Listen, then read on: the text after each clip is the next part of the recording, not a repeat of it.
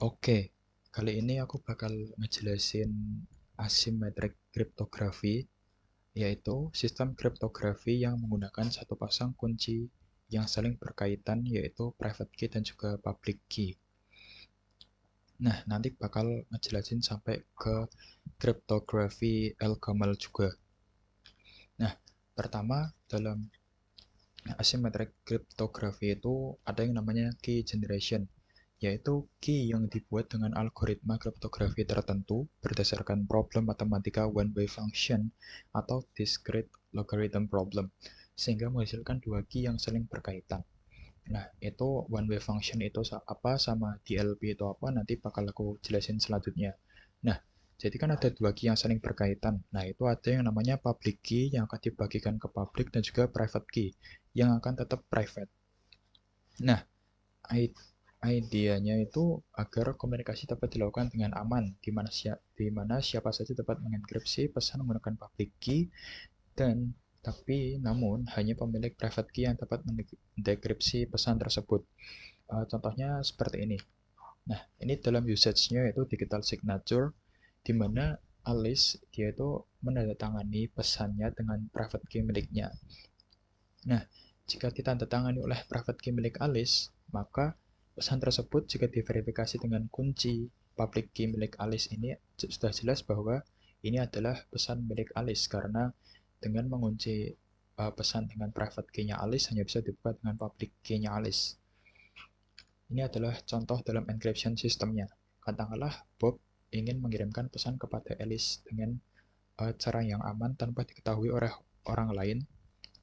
Nah, makanya kata-kata hello Alice ini tadi dienkripsi dengan Alice public key. Nah, ini tuh tidak bisa dibuka tanpa menggunakan Alice private key. Nah, setelah pesannya ini sampai ke Alice, ini kan sudah jelas, oh ini dienkripsi menggunakan public key milikku, otomatis kuncinya untuk membuka pesan yang dienkrip dengan public key ini harus menggunakan private key miliknya Alice sendiri. Jadi, ketika kamu mengunci pesan dengan salah satu kunci hanya bisa dibuka dengan kunci yang lain. Oleh karena itu, pesan dapat disampaikan dengan aman karena otomatis public key itu tersebar secara publik, sedangkan private key hanya milik Alice saja. Jadi kan udah jelas kan di sini kan bahwa kita udah bisa mengirimkan pesan dengan aman tanpa khawatir orang lain dapat mengintersepsi atau mengetahui isi pesan tersebut. Jadi fokusnya di asymmetric cryptography itu lebih ke bagaimana cara orang atau cara kita dapat menyimpan private key kita dengan aman. Karena kalau otomatis orang lain tahu private key kita, mereka akan tahu isi dari pesan yang dienkripsi dengan public key milik kita sendiri. Seperti itu. Nah, bagaimana ini mungkin? Nah, ada yang namanya discrete logarithm problem. Di sini ada analogi sederhananya. Ketika kita ingin membuat kopi susu, otomatis sangat mudah untuk membuatnya, yaitu kita hanya memerlukan susu, kopi, maka jadilah kopi susu. Namun, ini akan sulit untuk mengembalikannya, karena untuk mengembalikan kopi susu menjadi kopi dan susu itu otomatis mungkin bisa jika ada teknologinya, namun itu sangatlah sulit dengan memerlukan waktu yang sangat lama, atau teoretikalnya itu tidak mungkin dilakukan. Nah, kemudian ada satu lagi hal yang harus kita pelajari, yaitu ada root primitive. Jadi ada sebuah rumus yaitu G pangkat A modulus P sama dengan Y. Ini adalah rumusnya. Nah, root primitive itu yaitu sebuah angka di mana G itu memiliki sifat istimewa dalam grup bilangan modulo P, di mana P-nya ini adalah bilangan prima. Sifatnya yaitu jika kita mengangkat G ke berbagai pangkat, contohnya G pangkat 1, 2, 3, 4, 5, 6, dan sebagainya, kita bisa menghasilkan seluruh elemen dalam grup tersebut, yaitu semua bilangan dari 1 sampai P-1. Contohnya, katakanlah ada G sama dengan 3. Itu adalah root primitif dalam grup mod 7 karena hasil pangkatnya mencakup seluruh elemen yang mungkin di grup ini, modulus 7 ini. Jadi 3 pangkat 1 modulus 7 otomatis hasilnya adalah 3. 3 pangkat 2 modulus 7 adalah 2. 3 pangkat 3 adalah 9. 9 modulus 7 jelas hasilnya kan 6. 3 pangkat 3 itu kan 3 kali 3, 9. 9 kali 3, 27. 27 bagi 7 kan otomatis dia adalah 21 sisa 6, makanya hasilnya adalah modulus 6. Salah ya tadi 3/3. Kemudian ada 3/4, hasilnya adalah 4, dan seterusnya. Jadi setiap hasil dari 3 dipangkatkan dengan suatu angka dikalikan dengan modulus 7, maka hasilnya selalu memenuhi semua persyaratan dari 1 sampai dengan 6, yaitu 1 sampai P-1. Kalau masih bingung, ini ada keterangan lagi bagaimana cara mengetes bahwa sebuah angka merupakan primitive root dari modulo P. Katakanlah G merupakan primitive root dari modulo P, di mana syaratnya itu pertama, G itu harus di atasnya 1 dan di bawahnya P. Kemudian yang kedua, the modular result atau hasil modular dari G dipangkatkan sekian dari 1 sampai P-1 modulus P harus selalu berbeda. Contohnya nih, apakah 2 adalah primitive root dari modulo 5? 2/1 modulo 5 adalah 2. Kan 2 modulus 5 adalah 2. 2/2 modulus 5 adalah 4. Kan 2/2 kan 4. 4 modulus 5 otomatis hasilnya adalah 4. 2/3 yaitu 8. 8 modulo 5 adalah 3, dan 2/4 adalah 16. 16 modulo 5 adalah sisa 1. Kalau masih bingung lagi, mungkin lupa jelasin tadi, modulo itu adalah sisa bagi. Jadi katakanlah 8 modulus 5. 8 dibagi 5 adalah hasilnya itu 1 sisa 3. Nah, modulus 5 itu artinya 8 bagi 5 itu sisa baginya berapa? Nah, itu sisa baginya adalah 3. Baik, jadi intinya itu primitive root itu angka G di mana setiap hasil dari G pangkat N sampai P-1 modulus P itu harus berbeda hasilnya, seperti ini. Nah, kalau bukan primitive root, maka hasilnya itu tidak berbeda. Katakanlah 4/1 modulus 5 itu kan 4. 4/2 modulus 5 itu juga 1. Nah, 4/3 modulus 5 itu juga 4 lagi. Ini kan hasilnya berbeda-beda. Hasilnya adalah beda, tetapi akan berulang kali, tetapi setiap hasilnya tidak berbeda, tidak sama dengan primitive root. Maka 4 itu bukan primitive root dari modulo 5. Nah, kemudian ada discrete logarithm problem tadi. Discrete logarithm problem itu ya rumusnya tadi, G pangkat A modulus P. Nah, DLP ini jadi setiap hasil dari GA modulus P itu yang dihasilkan itu, atau menghitung GA modulus P itu sangatlah mudah. Nah, katakanlah 5/1 modulus 7 itu hasilnya adalah 5, dan ini juga prinsipnya sama dengan primitive root tadi. 5 itu merupakan primitive root dari 17, jadi setiap 1 N sampai dengan P-1, P adalah 17, P-1 itu 16, ini mesti menghasilkan hasil yang berbeda di dalam satu rangkaian ini. Jadi 1 sampai 5/1 modulus 17 sampai 5/16 modulus 17 itu hasilnya pasti di antara 1 sampai 17. Cuman ini bervariatif. Katakanlah 5 modulus 17 adalah jelas pastinya 5.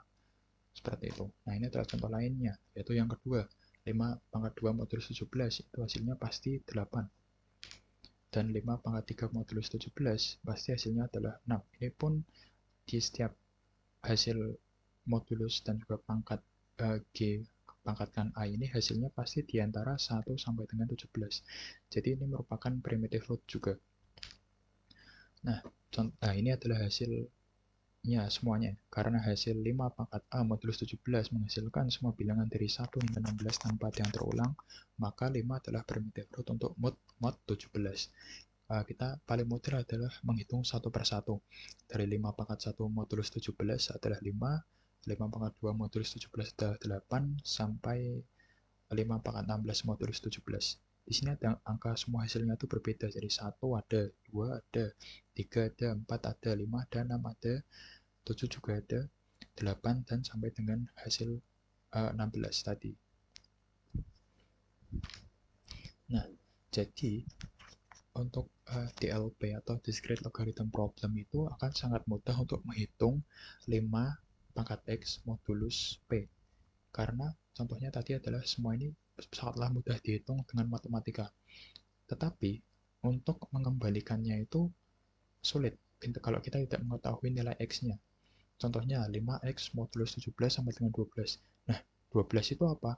Mungkin karena ini hasilnya P-nya adalah angka kecil, kita bisa menebak. Karena kita mencoba satu persatu dari 5 pangkat 1 sampai 5 pangkat 16. Untuk 12 yaitu adalah 9. Nah, kita mengetahui itu 9. Tapi ini jika angkanya kecil dan menghitung 5 sampai pangkat 16 pun itu sangatlah sulit. Kecuali kalau kita memiliki komputer. Nah, intinya adalah discrete logarithm problem itu G, X, mod P, di mana itu harus root primitif, katakanlah 2x mod 7 sama dengan 4, maka x-nya kalau enggak root 2-nya, jika angka 2 ini bukan root primitif dari 7, maka bisa menghasilkan dua angka x yang sama, katakanlah 2 juga bisa, 5 juga bisa. Nah, maka dari itu perlu menggunakan root primitif dari nilai prime atau nilai bilangan prima. Mungkin kalau tadi bingung, P itu adalah bilangan prima. Nah, kalau value dari bilangan prima itu sangat kecil, maka mungkin lebih mudah untuk menemukan X. Cuman kalau P-nya itu sangat besar, maka menemukan X sangat sulit, susah. Jika P-nya itu juga besar, maka waktu dan juga effort untuk mencari X itu juga lebih susah lagi. Biasanya nilai P yang digunakan itu sampai 200 sampai 600 digit. Nah, itu merupakan kekuatan dari one way function, itu berdasarkan dari seberapa banyak waktu yang diperlukan untuk memecahkan rumus ini tadi. Jadi untuk mengulangi lagi, untuk discrete logarithm problem itu merupakan sebuah one way function di mana sangat mudah untuk menghitung hasilnya, tetapi susah untuk mengembalikannya.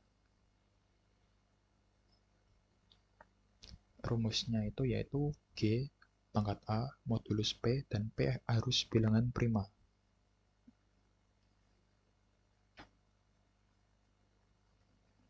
Nah, kemudian kita masuk ke enkripsi elegamal, yaitu didasarkan pada enkripsi Diffie-Hellman exchange.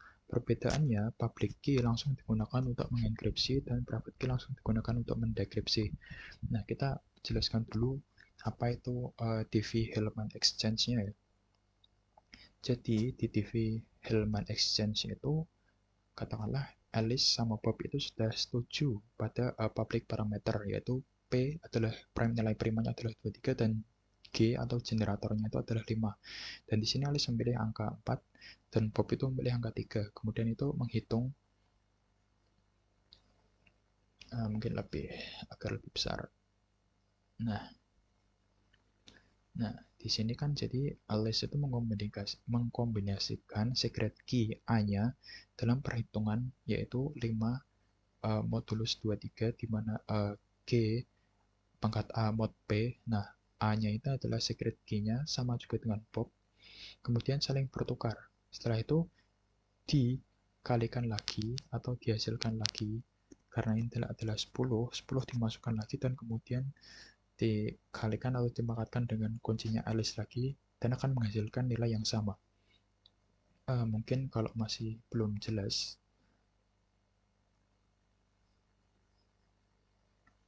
oke, maaf. Nah, intinya cara kerjanya itu kedua pihak saling sepakat tentang nilai dasar yang umum, modulus, dan juga bilangan primanya yang digunakan dalam perhitungan. Nah, masing-masing pihak itu menghasilkan sepasang kunci private dan public, kemudian mereka saling bertukar kunci public mereka, dan menggunakan kunci public pihak lain dan kunci private diri mereka sendiri. Masing-masing pihak menghasilkan kunci bersama yang hanya mereka berdua ketahui, yang tidak dapat dihitung oleh pihak ketiga hanya dengan mengetahui kunci publiknya. Nah, ini contoh perhitungannya. Katakanlah ini Alice dan juga Bob, yang diketahui adalah P23G5, dan untuk private key Alice itu adalah 6. Alice nggak tahu apa itu B, dan Bob cuma tahu B15, dan A juga, itu dia juga nggak tahu. Ini adalah perhitungan A sama dengan 5 pangkat A modulus 23, dan ini adalah 5 pangkat B modulus 23. Hasilnya adalah yang di sini adalah 8, di sini 19. Jadi otomatis tahu nih, B itu 19 dan A itu adalah 8 karena ini merupakan public key dan ini adalah public key milik B, ini milik Alice. Kemudian dihitung kembali. Hasilnya adalah 2 untuk menghasilkan share private key. Nah, katakanlah if ini mau mengintersepsi dan mencari tahu private key milik kedua orang ini, itu tidak bisa karena yang diketahui hanya P23 dan G sama dengan 5. Keduanya tidak mengetahui private key-nya. Jadi walaupun muncul tahu public key-nya, maka tidak dapat mengetahui apa itu nilai S-nya. Mungkin ini adalah analogi yang lebih mudah untuk dimengerti. Katakanlah Alice dan Bob itu memiliki persetujuan. Kita bakal menggunakan angka publik atau warna publik adalah warna kuning. Dan mereka mempunyai warna secret color sendiri-sendiri ya. Katakanlah yang Alice dia memakai warna oranye dan Bob adalah warna hijau. Nah, maka jika ditambahkan itu hasilnya adalah kalau ini adalah sedikit oranye kekuningan, sedangkan milik Bob itu biru kemudaan. Kemudian dibagikan. Itu kan sama dengan public key-nya. Nah, ketika public key-nya itu dibagikan tadi, otomatis karena rumus atau bagaimana cara kita mengolah warnanya ini adalah sama, jika ditambahkan lagi dengan warna ini, hasilnya adalah sama dengan milik Alice dan juga milik Bob. Jika ditambahkan itu hasilnya bakalan sama. Karena apa? Karena mereka saling sharing ini ya, common pen dan juga hasil dari perhitungannya ini. Jadi bisa dikatakan kalau kuning tambah oranye adalah oranye muda, maka oranye muda ini jika ditambahkan dengan warna ini maka hasilnya sama dengan jika kuning tambahkan hijau, biru muda ditambahkan dengan oranye muda ini. Secret colornya. Jadi terlepas apa secret color yang disembunyikan, asalkan kita menggunakan persamaan yang sama dalam membuat cat untuk pencampurannya, maka di akhir kita akan mendapatkan pencampuran warna yang sama. Mungkin itu cukup buat TV Hellman Exchange-nya. Nah, di sini kan baru meng-share common secret. Jadi tujuan dari TV Hellman Exchange itu sebenarnya adalah untuk membagikan kode rahasia dalam publik ketika kita tidak saling mengenal satu sama lain. Di sini kan Alice sama Bob dalam jarak yang jauh ingin aman dalam membagikan common secret-nya. Nah, caranya itu bagaimana? Nah, dengan cara seperti ini. Nah, sekarang kita masuk ke L-Gamal. Nah, perbedaannya tadi adalah di Hellman itu kita menggunakan rumus ini tadi itu untuk menghasilkan share secret. Nah, share secret ini untuk mengunci, katakanlah seperti di password. Kan kita memiliki password yang sama, saling berbagi password. Jadi sebenarnya di Hellman itu seperti yang saya katakan tadi kan, itu buat membagikan password dengan cara yang aman. Nah, dalam L-Gamal itu alurnya itu adalah 3 tahap matematika. Yang pertama adalah selalu dimulai dari receiver-nya, yaitu key generation dengan menggunakan P generator dan juga private key-nya adalah A di sini. Kemudian untuk menghitung public key-nya yaitu adalah P, G dan juga E. E itu dihasilkan dari G pangkat A modulus P. Nah, otomatis public key-nya adalah P, G dan E. Kemudian di sini sendernya adalah Bob. Itu akan mengirimkan plain text yaitu M ke Alice. Ya, di sini ada suatu syarat yaitu M harus di bawah P. Kemudian kita memilih random integer B selama B-nya itu lebih kecil dari P-1 dan lebih besar dari 1. Nah, kemudian dihitung C1 yaitu G pangkat B modulus P dan juga C2 M pangkat E M dikali E pangkat B modulus P. Nah, jadi kan jajalkan Ciphertext C1 dan C2 kemudian akan didekripsi dengan rumus ini. Nah, bagaimana menemukan rumus ini? Ya, itu ditemukan oleh L-Gamal itu sendiri. Nah, ini adalah example-nya ya. Untuk prosesnya, kita langsung menggunakan angka saja. Nah, di sini katakanlah kita memilih P adalah 17. Nah, primitive root-nya P itu adalah G-nya adalah 6. Dan random integer-nya adalah A sama dengan 5 sebagai private key-nya milik Alice. Kemudian dihitung dari menghitung E-nya dan dihasilkan adalah 7. Dari G pangkat A modulus P 6 pangkat 5 modulus 17 adalah hasilnya adalah 7. Otomatis untuk P, G, dan juga E-nya itu 17,6,7. Kemudian untuk plain text-nya yang dikirimkan dari Bob ke Alice itu kan adalah 13, sedangkan random integer yang dipilih Bob itu adalah 10. Nah, itu perlu menghitung C1 dan juga C2. C1 itu G pangkat B modulus P sama dengan 6 pangkat 10 modulus 17 yaitu 15 untuk C1-nya. Kemudian untuk C2 adalah M pangkat M dikali E pangkat B modulus P, yaitu 13 dikali 7 pangkat 10 modulus 17, yaitu hasilnya adalah 9. Kemudian dari Alice itu tinggal mendekripsinya, karena Alice sudah tahu nilai dari A-nya, maka bisa digunakan dengan rumus X sama dengan C1 pangkat A modulus P sama dengan 15 pangkat 5 modulus 17 adalah 2, dan maka M-nya itu dapat dicari kembali dengan cara mengalihkan C2 dengan inverse X dikalikan modulus P. Maka 9 dikali inverse X modulus 17 adalah 13. Mungkin ini masih pusing sekali juga ya. Untuk mempermudah mengerti, kita bisa mengabaikan mod P terlebih dahulu. Tadi kan public G Alice itu didapatkan dengan cara E sama dengan G pangkat A. Nah, sedangkan yang dikirim dari Bob ke Alice itu pertama adalah C1 yaitu G pangkat B. Oke, karena yang di-sharekan sebagai public key adalah P, G, dan juga E. Karena P-nya diabaikan, kita punya G sebagai public dan juga E sebagai publicnya. Maka public key Alice adalah G pangkat A adalah E. Sedangkan untuk C1 yaitu G pangkat B. Nah, seperti ini saja terlebih dahulu. Kemudian ada C2. C2 itu message atau pesannya dikali E pangkat B. Nah, E pangkat B itu kan, E itu kan merupakan G pangkat A. Otomatis M kali E pangkat B itu sama saja dengan M dikali G pangkat A kali B. Nah, oleh karena itu untuk deskripsinya memerlukan X. Nah, X-nya itu apa? Yaitu C1 pangkat A. Nah, kalau kita tahu bahwa C1 itu hasil dari G pangkat B, otomatis C1 pangkat A itu juga G pangkat B dikali dengan pangkat A. Nah, sama saja dengan E, B ini tadi, EP yang digunakan dalam enkripsi dari Bob ke Alice tadi, yang ini E pangkat B yang dihitung ini tadi, sama saja dengan G pangkat A kalikan B.